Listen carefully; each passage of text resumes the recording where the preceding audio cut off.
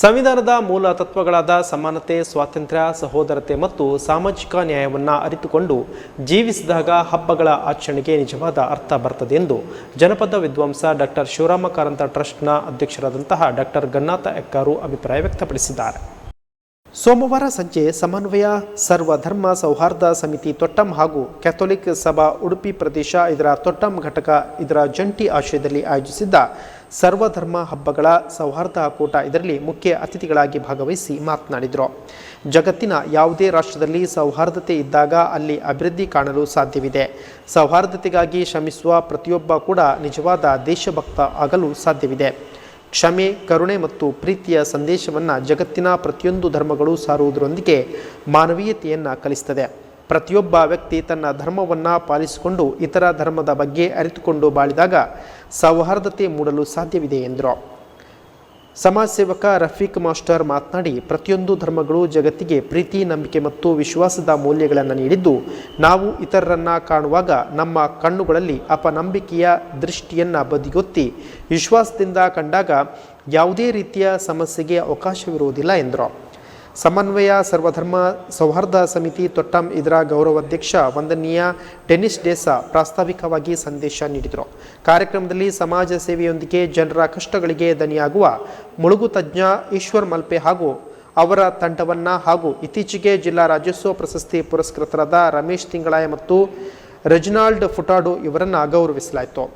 Thottam church, CSA church Malpe ಹಾಗೂ ಇತರರಿಂದ ವಿವಿಧ ರೀತಿಯ ಸಾಂಸ್ಕೃತಿಕ ಕಾರ್ಯಕ್ರಮಗಳು ಜರುಗಿದವು. CSI ಎಬೆನೇಜರ್ ಚರ್ಚ್ ಮಲ್ಪೆ ಇದರ ಸಭಾಪಾಲಕರಾದ ರೆವರೆಂಟ್ ವಿನಯ್ ಸಂದೇಶ್, ಸಮನ್ವಯ ಸರ್ವಧರ್ಮ ಸೌಹಾರ್ದ ಸಮಿತಿ ತೊಟ್ಟಂ ಇದರ ಉಪಾಧ್ಯಕ್ಷರಾದ ಯಹಿಯಾ ನಕ್ವಾ, ತೊಟ್ಟಂ ಚರ್ಚಿನ ಅಂತರ್ಧರ್ಮೀಯ ಸಂವಾದ ಆಯೋಗದ ಸಂಚಾಲಕರಾದ ಅಗ್ನೆಲ್ ಫೆರ್ನಾಂಡಿಸ್, ಜಮಾತೆ ಇಸ್ಲಾಂ ಹಿಂದ್ ಮಲ್ಪೆ ಘಟಕದ ಸಿರಾಜ್, ಕ್ಯಾಥೋಲಿಕ್ ಸಭಾ ಕಾರ್ಯದರ್ಶಿ ಶಾಂತಿ ಪಿಕಾರ್ಡೋ, ಚರ್ಚ್ ಪಾಲನಾ ಮಂಡಳಿಯ ಉಪಾಧ್ಯಕ್ಷರಾದ ಲೆಸ್ಲಿ ಅರೋರಾ ಮುಂತಾದವರು ಉಪಸ್ಥಿತರಿದ್ದರು. ಕಾರ್ಯಕ್ರಮದಲ್ಲಿ ನಾವಿದ್ದೇವೆ. ಈಗಾಗಲೇ ಬಹಳಷ್ಟು ಚಿಂತನೆಯನ್ನು ಸನ್ಮಾನ್ಯ ಡಾಕ್ಟರ್ ಗಣನಾಥ್ ಎಕ್ಕಾರ್ ಅವರು ನೀಡಿದ್ದಾರೆ. ಅದಕ್ಕೆ ಪೂರಕವಾಗಿ ಸ್ವಲ್ಪ ಮಾತಾಡಲಿಕ್ಕೆ ಪ್ರಯತ್ನಿಸ್ತೇನೆ. ನನ್ನ ಸಮಯ 10 ನಿಮಿಷ, ಅದರ ಒಳಗೆ ನಾನು ಮಾತು ಮುಗಿಸ್ತೇನೆ. ಯಾಕಂದರೆ ನಾನು 3 ಗಂಟೆ ಮಾತಾಡ್ತೀನಿ, ಆದರೆ 10 ನಿಮಿಷ. ಒಂದು ದಿನ ನನ್ನ ಮನೆಯ ಪಕ್ಕಕ್ಕೆ ಹೊಸ ಬಾಡಿಗೆಗೆ ಬಂದರು. ಆ ಬಾಡಿಗೆಗೆ ಬಂದ ಮನೆಯ ಮಹಿಳೆ ಬಟ್ಟೆ ಒಗೆದು ಮನೆಯ ಹೊರಗಡೆ ಒಣಗಲಿಕ್ಕೆ ಹಾಕಿದ್ದಾರೆ. ಅದನ್ನು ನೋಡಿದ ನನ್ನ ಹೆಂಡತಿ ಹೇಳಿದ್ಲು, ಅದೆಂತ ಮಾರ್ರೆ, ಬಟ್ಟೆ ಎಲ್ಲ ಕೊಳಕಿದೆ, ಅವಳಿಗೇನು ಬಟ್ಟೆ ಒಗಿಲಿಕ್ಕೆ ಬರಲ್ವಾ ಅಥವಾ ಅವರ ವಾಷಿಂಗ್ ಮೆಷಿನ್ ಸರಿ ಇಲ್ವಾ ಅಂತ ಕೇಳ್ತಾಳೆ. ಇದು ಸೋಮವಾರ, ಮಂಗಳವಾರ, ಬುಧವಾರ, ಗುರುವಾರ, ಶುಕ್ರವಾರ, ಶನಿವಾರ ಇದೇ ರೀತಿಯ ಪರಿಸ್ಥಿತಿ, ಆ ಮಾತುಗಳು ಕೇಳ್ತಾ ಇರ್ತೇನೆ. ಆದಿತ್ಯವಾರ ದಿವಸ ಮಾತ್ರ ನನ್ನ ಹೆಂಡತಿ ಭಾಳ ಆಶ್ಚರ್ಯದಿಂದ ನನ್ನನ್ನು ಕರೆದು, ನೋಡ್ರಿ ಇವತ್ತು ಬಟ್ಟೆ ಭಾಳ ಶುಭ್ರವಾಗಿ ಕಾಣ್ತಾ ಇದೆ, ಏನೋ ವಾಷಿಂಗ್ ಮೆಷಿನ್ ಚೇಂಜ್ ಮಾಡಿರಬೇಕು ಅಥವಾ ಅವಳಿಗೆ ಬಟ್ಟೆ ಒಗಿಲಿಕ್ಕೆ ಕಲ್ತಿರಬೇಕು ಅಂತ ಹೇಳ್ತಾಳೆ. ಆಗ ನಾನು ನನ್ನ ಹೆಂಡತಿ ಹತ್ರ ಹೇಳ್ತೇನೆ, ನನ್ನ ಪ್ರೀತಿಯ ಮಡದಿ, ವಾಷಿಂಗ್ ಮೆಷಿನ್ ಚೇಂಜ್ ಆಗಲಿಲ್ಲ, ಅವಳು ಬಟ್ಟೆ. ಇನ್ನೊಂದು ಸ್ವಾತಂತ್ರ್ಯ, ಮೂರನೇದ್ದು ಬಹಳ ಮುಖ್ಯ ಆಗುತ್ತೆ. ನಾನು ಸಮನ್ವಯ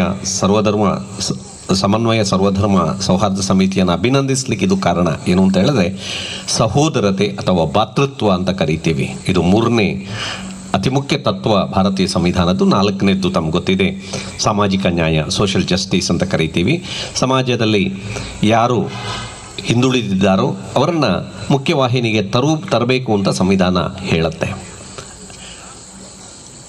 ಸಂವಿಧಾನದ ಅತಿ ಮುಖ್ಯ ತತ್ವವಾದಂತಹ ಸಹೋದರತೆಯನ್ನು ಇವತ್ತು ಇಲ್ಲಿ ನಾವು ನಿರ್ವಹಿಸ್ತಾ ಇದ್ದೇವೆ. ಆ ಮೂಲಕ ಭಾರತೀಯ ಸಂವಿಧಾನಕ್ಕೆ ನಾವು ಗೌರವವನ್ನು ಕೊಡ್ತಾ ಇದ್ದೇವೆ ಅಂತ ನಾನು ಭಾವಿಸ್ತೀನಿ.